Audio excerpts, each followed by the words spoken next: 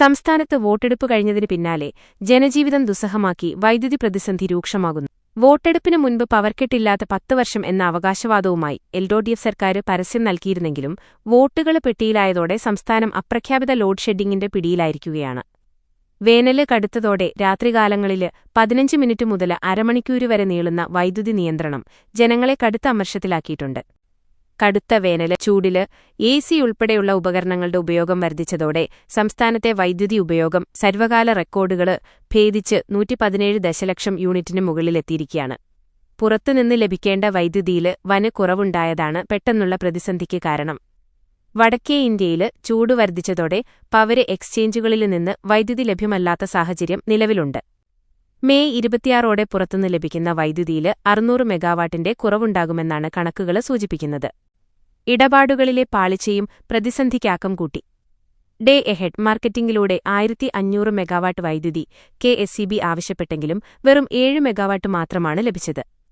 നിരക്ക് കുറഞ്ഞ term ahead മാർക്കറ്റിംഗിലൂടെ വൈദ്യുതി വാങ്ങാൻ ശ്രമിച്ചെങ്കിലും കൃത്യമായ വിവരങ്ങൾ നൽകാത്തതിനാൽ റെഗുലേറ്ററി കമ്മീഷന് അതിന് അനുമതിയും നൽകിയില്ല.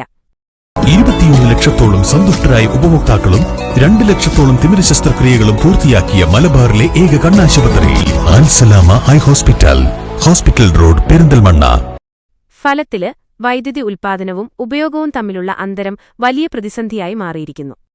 ഒരാഴ്ച മുൻപ് മലബാർ മേഖലയിൽ തുടങ്ങിയ നിയന്ത്രണങ്ങൾ ഇപ്പോൾ തിരുവിതാംകൂർ, കൊച്ചി മേഖലകളിലേക്കും വ്യാപിപ്പിച്ചിട്ടുണ്ട്. രാത്രി സമയങ്ങളിൽ 10 മുതൽ 15 മിനിറ്റ് വരെയാണ് നിലവിലെ വൈദ്യുതി മുടങ്ങുന്നത്.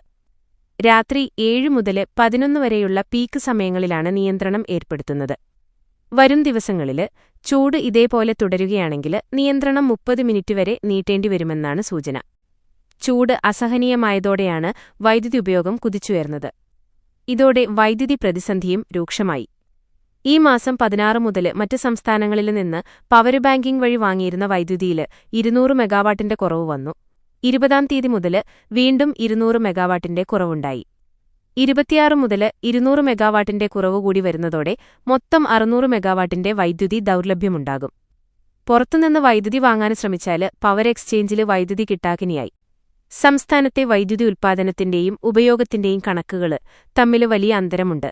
ഈ മാസം 23-ലെ കണക്കനുസരിച്ച് അന്ന് പ്രതിദിനം ഉപയോഗിച്ച വൈദ്യുതി 115.26 ദശലക്ഷം യൂണിറ്റ്. അതിൽ സംസ്ഥാനത്ത് ഉൽപ്പാദിപ്പിച്ചത് 27.76 ദശലക്ഷം യൂണിറ്റ് വൈദ്യുതി മാത്രമാണ്. 87.49 ദശലക്ഷം യൂണിറ്റ് വൈദ്യുതി പുറത്തുനിന്ന് വാങ്ങി. വൈകുന്നേരത്തെ വൈദ്യുതി ആവശ്യകത 5950 മെഗാവാട്ടായിരുന്നു. ഇതിൽ കേരളത്തിൽ നിന്ന് ലഭ്യമായത് വെറും 1761 മെഗാവാട്ടാണ്. അതിനുവേണ്ട വൈദ്യുതി ലഭ്യമാണ്. വൈകുന്നേരത്തെ ആവശ്യത്തിനാണ് വൈദ്യുതി ഇല്ലാത്തത്. പ്രതിപക്ഷത്തിന്റെ വിമർശനങ്ങളെ പരിഹാസത്തോടെയാണ് സർക്കാർ നേരിടുന്നത്. പവർക്കെട്ടില്ലാത്ത 10 വർഷമെന്ന വാഗ്ദാനത്തെക്കുറിച്ചുള്ള ചോദ്യങ്ങൾക്ക് പ്രതിപക്ഷം പ്രകൃതിയോട് ചോദിക്കട്ടെ എന്നായിരുന്നു മന്ത്രിയുടെ മറുപടി. കറന്റ് ചാർജ് വർദ്ധിപ്പിക്കാതെ മുന്നോട്ടു പോകാൻ ശ്രമിക്കുമെന്നും ജനങ്ങൾ സ്വയം നിയന്ത്രണം ഏർപ്പെടുത്തണമെന്നും സർക്കാർ ആവശ്യപ്പെടുന്നു.